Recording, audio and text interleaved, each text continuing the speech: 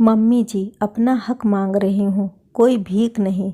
रीना को समझ आ गया उसे अब क्या करना है। उसने लिस्ट बनाई और पापा जी को जाकर दे दिया और कमरे में आकर अपनी बेटी पीहू के साथ खेलने लगी और साथ ही इंतज़ार करने लगी कि कब सासू के गुस्से का बम उसके ऊपर गिरेगा। लेकिन आज रीना ने भी अपना मन बना लिया था। उसने सोच लिया था कि आज और अभी सारा किस्सा ख़त्म करके ही रहेगी।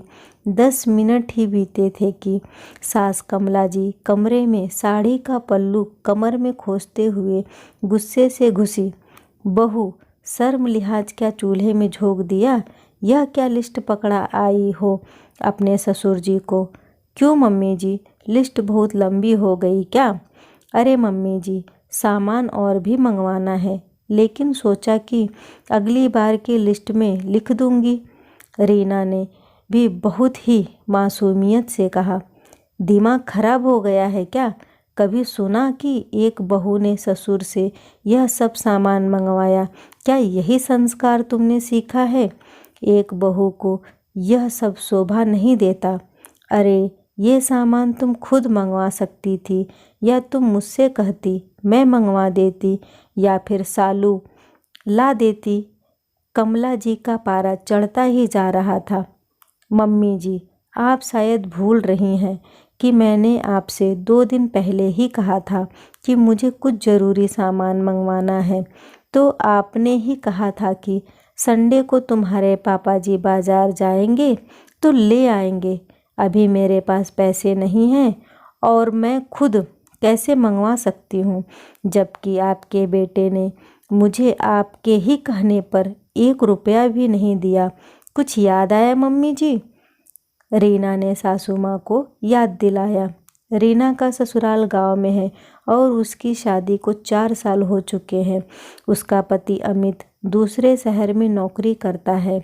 गांव में सास ससुर ननंद हैं।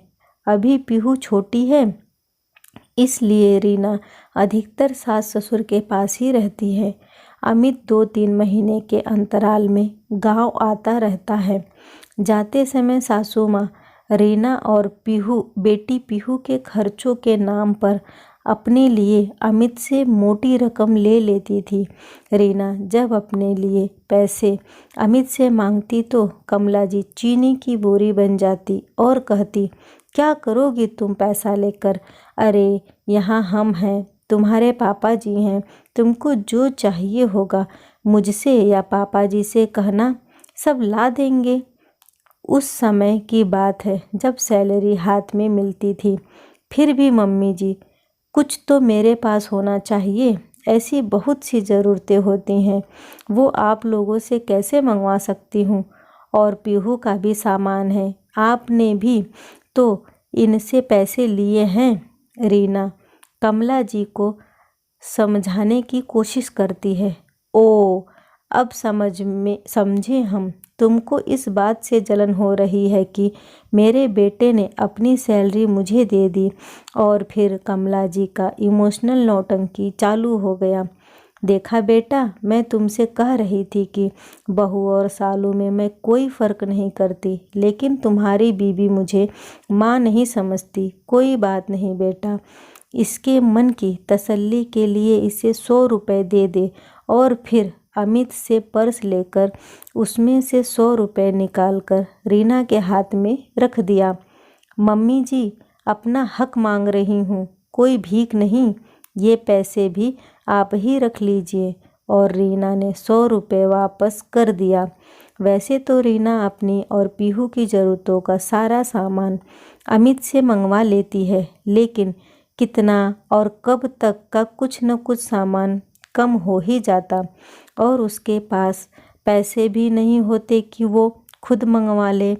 उस समय उसे कमला जी के आगे मिन्नतें करनी पड़ती, लेकिन मजाल है कि कमला जी 1 पैसे भी खर्चे के लिए रीना को दे दे। हर बार की तरह इस बार जब अमित वापस जाने लगा तो अमित रीना को भी पैसे देने लगा।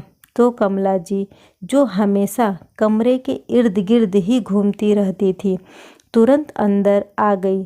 अरे बेटा, इसने फिर तुमसे पैसे मांगे? रीना, तुमको सोचना चाहिए कि मेरा पति इतनी दूर जाएगा, उसके पर्स में पैसे हैं भी या नहीं, और फिर हम लोग कौन सी कमी रखते हैं। तुमको जो भी सामान चाहिए होता है हम लोग क्या लाकर देते नहीं हैं। बेटा तू जा, इसका हर बार का यही नाटक है। रीना, जब मम्मी पापा तुमको किसी चीज़ की कमी नहीं रखते तो तुम हर बार रोना क्यों रोती हो कि अपनी ज़रूरत का सामान किससे मंगवाऊं। शुक्र करो कि तुमको मम्मी जैसी समझदार और केयरिंग सास मिली है। अमित ने रीना को ही डांट दिया। इस बार रीना को समझ आ गया उसे अब क्या करना है। उसने लिस्ट में अपने लिए बॉडी लोशन, क्रीम के साथ सैनिटरी पैड भी लिख दिया। लिस्ट में यह सब पढ़कर ससुर जी का दिमाग चकरा गया और उन्होंने कमला जी को गुस्से से लिस्ट पकड़ा दिया और वह बम बनकर रीना के ऊपर फटने के लिए आ गई। मैं अपने मज़े करने के लिए अपने पति से पैसा नहीं मांगती। औरतों की बहुत सी ज़रूरतें होती हैं जो वो अपने ससुर से तो क्या अपने पापा से भी नहीं मंगवा सकती। लेकिन आप यह बात समझकर भी नहीं समझना चाहती। आपको पापा जी की सैलरी पर भी हक चाहिए और बेटे की भी। बेटे के सामने ममतामयी सास बनने का स्वांग रचाती हैं और पीठ पीछे बहू को सताने के 100 उपाय।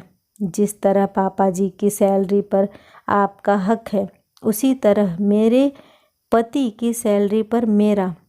उम्मीद है कि आगे से आप मेरे हक को छीनने की कोशिश नहीं करेंगी, वरना इससे भी लंबी लिस्ट तैयार है।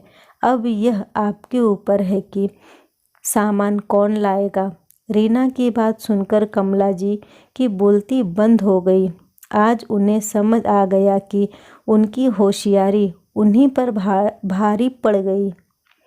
आपकी क्या राय है इस बारे में, मुझे कमेंट करके ज़रूर बताइएगा। वीडियो को लाइक और शेयर करना न भूलें। चैनल पे पहली बार आए हैं जिसे सब्सक्राइब ज़रूर करें। कहानी सुनने के लिए आपका बहुत बहुत धन्यवाद।